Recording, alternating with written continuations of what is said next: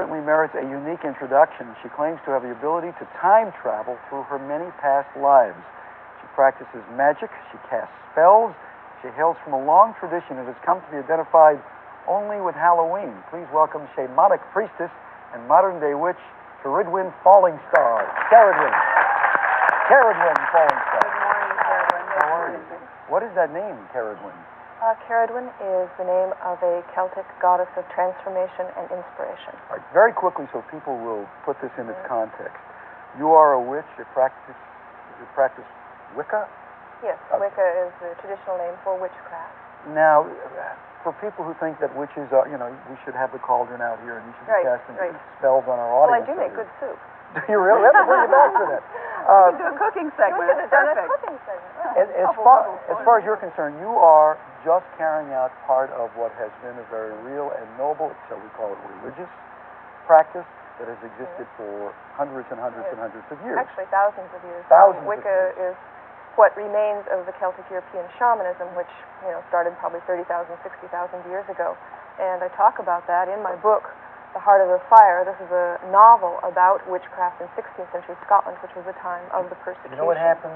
What happens on this program to guests who pick up their book like this? We cast a spell and make them disappear. Oh no! Right.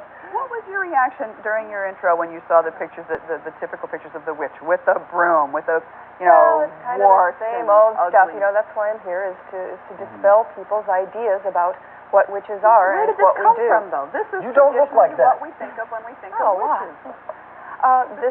It comes from the times of the persecution when they had to demonize witches and say that we worshiped Satan and that we did all these terrible things.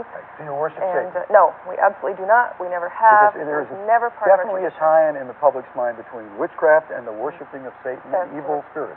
That's why I'm here trying to help people say, no, this isn't it. And Satanists that's their spiritual thing. It's sort of a heretical Christian sect, as much as I can tell. Witches had their own spiritual tradition years and years and years before Christianity Pre-Christian. But ever we started. will hear from people who practice in the Judaic-Christian heritage say, how can you put her on the air? Because she is anti-religion, anti-Christianity, anti-Judaism, anti the conventional religions here. Are you? No, not at all. I feel fine about people practicing their tradition as long as they leave me in peace to practice mine. What can you do in terms of casting spells and things? Okay, let me explain. The kind of spells that I or any witch would do who had any sense would only be spells to change my own consciousness so that the reality around me would shift and be more what I wanted. I would never cast a spell on someone else. I would do no manipulative magic. Could you make me fall in love with you, for instance? Do you have that kind of power? There's no way I would ever try it. I wouldn't manipulate another being. I mean, no offense. I don't blame you, Karen. No, not because of that. I wouldn't He has a tough time on... No, I mean, I wouldn't try that with anybody. I would, if I wanted to create love in my life, what I would do is I would, prepare myself to attract the right person, Well, and then whoever that turned out to be. You create the aura around you so that other people may not be manipulated, but the attraction may be so strong. Right, I'm just putting out, a certain level of attraction so that the right person then can be brought into the sphere. Would you show us what's in your charm bag Okay, here? so this is just a very simple sample charm. Okay, what a witch might do if she wanted to, say, attract love into her life. But you also said that no witch with any sense would cast spells on anybody else. But some, without sense, maybe do that. There's no way you can keep people from being dumb if they want to. I know that. I mean, aren't there good witches and bad witches? Well, are there good Christians and bad Yes. Christians? Are there good Jews and Yes. bad Jews? I don't see people in terms of good and bad. I think people usually do the very best they can. And sometimes they make some very horrible mistakes doing the very best they can. I think very few people... That's another program. Wake up in the morning and say, gee, I think I'll do something evil today. What happens there? So what a witch would do is they'd get together a bunch of things that symbolized love to them. For instance, she might take a shell that symbolizes Aphrodite, the goddess of love, is symbolized by scallop shells. She might put that in. A witch can also be a he, by the way.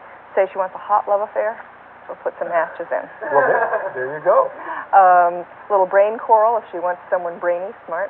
It's very literal witchcraft. It's very metaphorical. You're appealing to that part of your mind that thinks in metaphors. Say you want someone to travel, A little airplane. a little airplane.